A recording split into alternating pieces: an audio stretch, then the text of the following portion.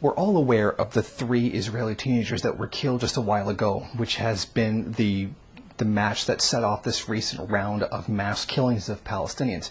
Because when these 3 young men were found, Israel blamed Hamas without any evidence whatsoever. And this has continued to be the justification for going and murdering mass amounts of Palestinian civilians. Over 100 people have been killed, and they've even gone so far as to bomb hospitals and an elderly care facility. But the new news about this is that an organization has come forward claiming responsibility for the killings. It has not been Hamas. It's been a new group which has pledged its allegiance to the IS. The ones that the U.S. has been funding in Syria all this time. Those same ones that are now stomping their way through Iraq. And this organization doesn't seem to care for Fatah or Hamas, and in fact, is critical of both of them.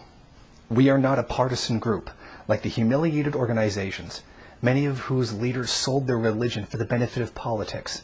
They've entered into polytheistic parliaments and allied themselves with heathens and Shiite leaders, transferring their preaching and religion to the West Bank and Gaza.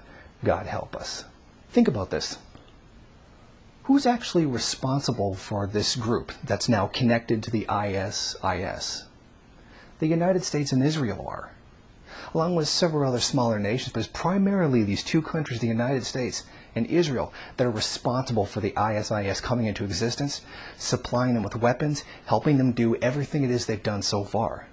And what do we see once again? Foreign policy of the U.S. has shot itself in the foot. Now, I'm waiting to see some kind of huge outrage where the Israeli government is going to become furious at the U.S. or become furious at itself.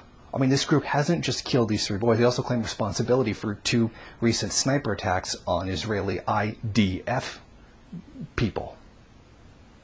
But where's the outrage?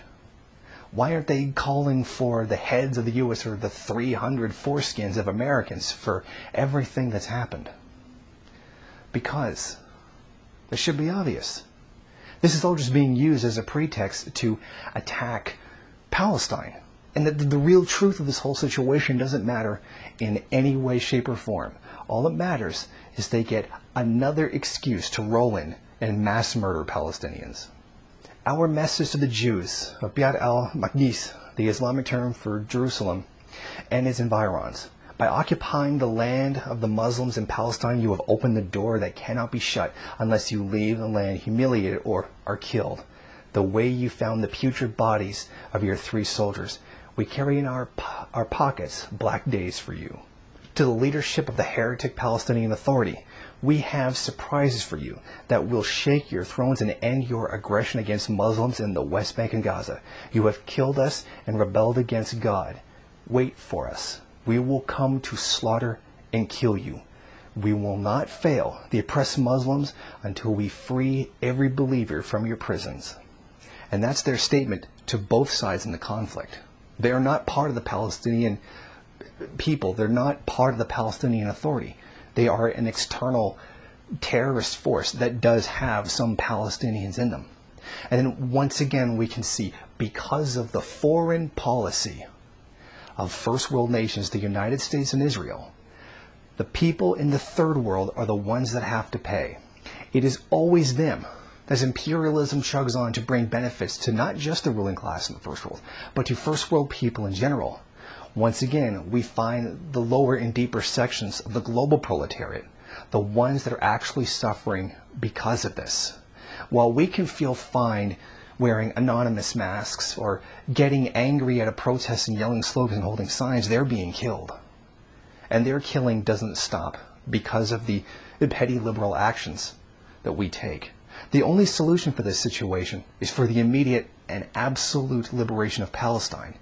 And with the way first world peoples are, they're not going to achieve that. In fact, they are being very much a hindrance. Thank you for watching. Please comment and rate the video. If you liked it, hit subscribe or check out some of these other great videos. If you wish, share it on social media. And while you're at it, why don't you follow me on Twitter? And if you got time, go on over to the MRN bookstore and check out some of the latest books available.